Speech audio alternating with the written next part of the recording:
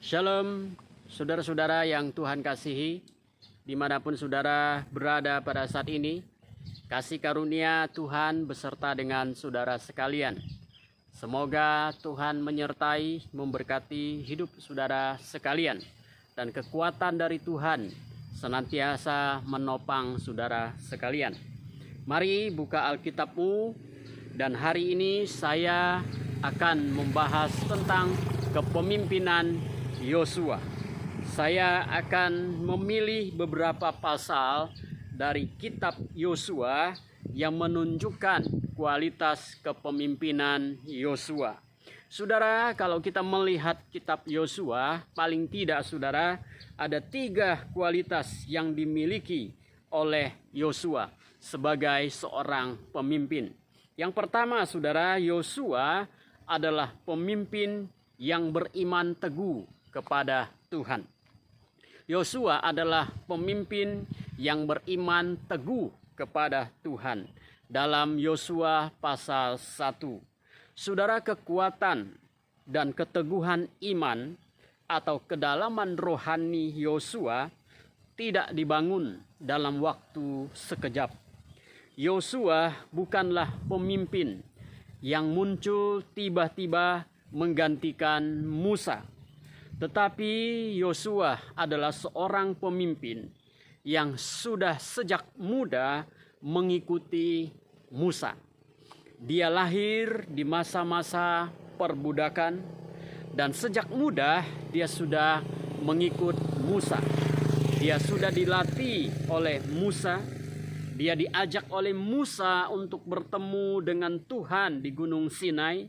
Dia menyaksikan Tuhan membawa umatnya keluar dari Mesir dengan menyeberangi Laut Teberau. Dia menyaksikan Tuhan melakukan mujizat setiap hari ketika mereka sedang dalam perjalanan di padang gurun. Jadi saudara, Yosua sudah sangat kaya dengan pengalaman rohani bersama Tuhan. Dia mengenal Tuhan yang dilayani oleh Musa maupun oleh dirinya. Itulah sebabnya di dalam kitab Yosua kita melihat bagaimana Yosua begitu teguh dalam imannya kepada Tuhan. Ketika Musa meninggal dan setelah lewat beberapa waktu di mana perjalanan masuk ke tanah perjanjian akan segera dimulai, maka Tuhan langsung bicara dengan Yosua di dalam pasal 1. Artinya saudara, bahwa sebelum misi dimulai, Tuhan datang dan Tuhan meneguhkan hatinya. Mari kita perhatikan Yosua pasal 1. Bagaimana Tuhan meneguhkan Yosua dengan kata-kata yang sangat menguatkan sekali, menguatkan hatinya. Ayat 2 berbunyi demikian. Hambaku Musa telah mati, sebab itu bersiaplah sekarang, seberangilah sungai Yordan menuju negeri yang akan kuberikan kepada umatku. Ayat ketiga, setiap tempat yang akan diinjak oleh telapak kakimu kuberikan kepadamu. Ayat kelima, seorang pun tidak akan dapat bertahan menghadapi engkau seumur hidupmu, sebab seperti aku menyertai Musa, demikianlah aku akan menyertai engkau. Aku tidak akan membiarkan engkau dan tidak akan meninggalkan engkau, dan seterusnya dan seterusnya. Lalu saudara, di pasal-pasal berikutnya kita melihat bagaimana Yosua menyeberangi sungai Yordan, menaklukkan Yeriko dan kota-kota lain sampai mereka masuk ke tanah perjanjian.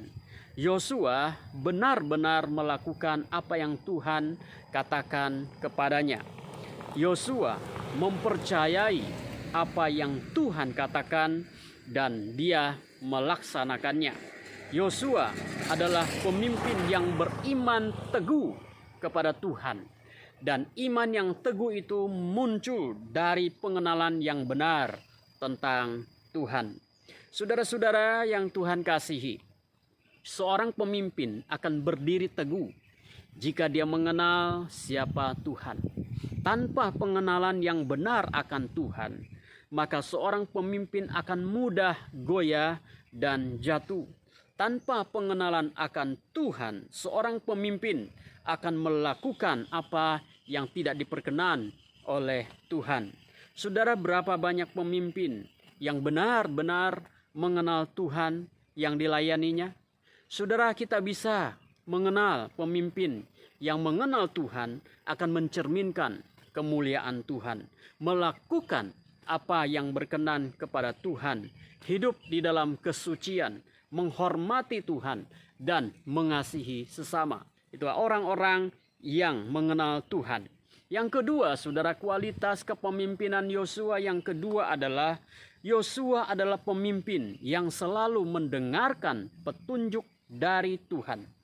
Jika poin pertama bicara tentang iman yang lahir dari pengenalan pada Tuhan, maka poin yang kedua ini bicara tentang ketaatan dan kesetiaan Yosua. Iman yang benar melahirkan ketaatan dan kesetiaan. Yosua bukanlah pemimpin yang bergerak menurut keinginan hatinya, tetapi dia bergerak menurut petunjuk Tuhan. Ketika Tuhan memerintahkannya untuk melakukan sesuatu, maka ia lakukan. Ketika Tuhan menyuruhnya untuk berhenti, maka ia berhenti. Hal ini bisa kita perhatikan di dalam kitab Yosua. Pasal 1, saudara, adalah peneguhan dari Tuhan kepada Yosua, disertai dengan janji, dengan syarat bahwa jika engkau ingin berhasil dan begini, Tuhan berkata kepada Yosua. Lalu kemudian di pasal 2, Yosua mulai bergerak berdasarkan prinsip yang diberikan Tuhan di dalam pasal 1 yang berbunyi bertindaklah hati-hati. Dan di mana di pasal 2 mengatakan dia mengutus 2 orang mengintai ke kota Yeriko. Dia melakukan apa yang pernah dilakukan oleh Musa, mentornya. Dulu Musa mengutus 12 pengintai. Sekarang Yosua mengutus 2 pengintai. Berdasarkan pengalamannya, 12 pengintai mungkin akan menimbulkan perbedaan pendapat, sebagaimana Musa dulu mengutus 12 pengintai dan hanya 2 orang yang sangat yakin, tetapi 10 orangnya ragu-ragu. Yang ketiga, pasal ketiga, Yosua menyeberangi sungai Yordan sesuai perintah Tuhan di pasal 1 ayat 2. Dulu waktu dia masih muda, Yosua menyeberangi Laut Teberau bersama Musa. Dan sekarang dia menyeberangi sungai Yordan. Dulu dia mengikuti Musa, sekarang dia adalah pemimpin. Tanpa ada keraguan, dia berjalan sesuai dengan perintah Tuhan. Pasal yang ke-6, Yosua menyerang kota Yeriko sesuai petunjuk Tuhan. Tuhan suruh kelilingi kota itu selama 7 hari. Selama 6 hari kelilingi kota itu 1 hari 1 kali. Dan pada hari yang ke-7 kelilingi kota itu 7 kali. Dan Yosua mendengarkan petunjuk Tuhan ini. Dan akhirnya tembok Yeriko roboh. Pasal ke-7, kekalahan menimpa umat Tuhan karena ada seorang bernama Akan yang berbuat dosa tanpa ada yang tahu, dan perbuatannya menyebabkan umat Tuhan mengalami kekalahan. Yosua menjadi bingung atas kekalahan itu, dan atas petunjuk Tuhan lagi dia melakukan penyelidikan dan tertangkaplah si Akan, lalu dihukum mati. Pasal 8, Yosua bergerak lagi atas petunjuk Tuhan. Pasal yang ke-9, Yosua kurang berhati-hati, akibatnya ia tertipu. Ayat 14 berkata mereka tidak meminta petunjuk Tuhan. Maklum saudara, setiap manusia bisa saja lalai. Dan Yosua dalam hal ini dia lalai. Tetapi tentu ini tidak fatal akibatnya saudara-saudara. Pasal 10, Yosua melakukan sesuai dengan petunjuk Tuhan ketika akan masuk ke bagian selatan Kanaan. Dan atas keputusan petunjuk dari Tuhan, kemenangan diraih oleh Yosua. pasal 11, Yosua melakukan sesuai petunjuk Tuhan ketika Tuhan meminta dia untuk masuk ke bagian utara Kanaan. Dan atas petunjuk dan ketaatan Yosua, kemenangan diraih.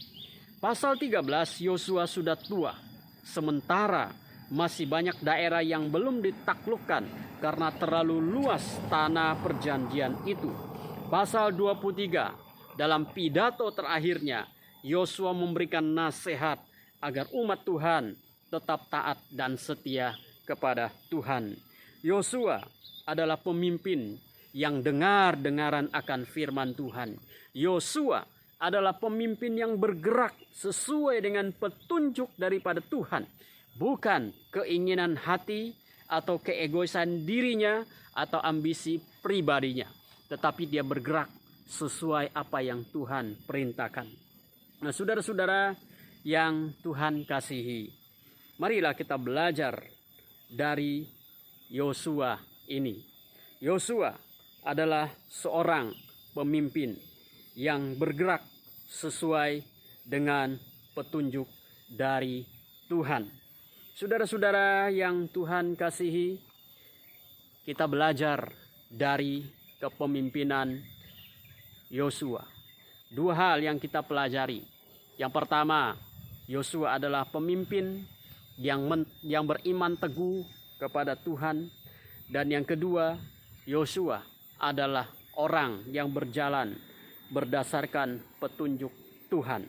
Saudara, Tuhan bisa bekerja melalui banyak cara untuk menuntun kita bergerak sesuai dengan kehendaknya.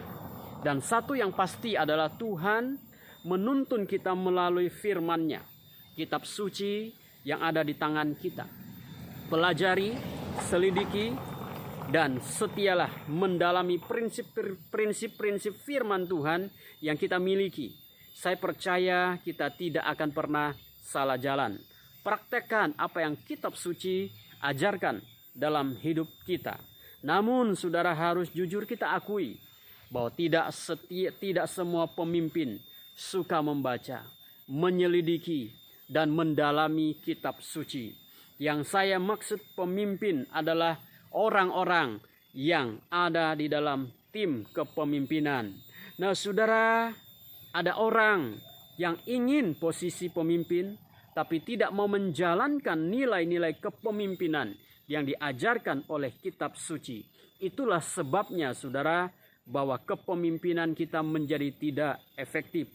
Jika semua orang yang ada di dalam tim kepemimpinan mau dan rela membaca, mempelajari, mendalami, serta menerapkan nilai-nilai kepemimpinan yang diajarkan kitab suci, saya yakin kepemimpinan kita akan berjalan efektif dan komunitas yang dipimpin akan mengalami pertumbuhan dan pada akhirnya Tuhan yang akan dimuliakan.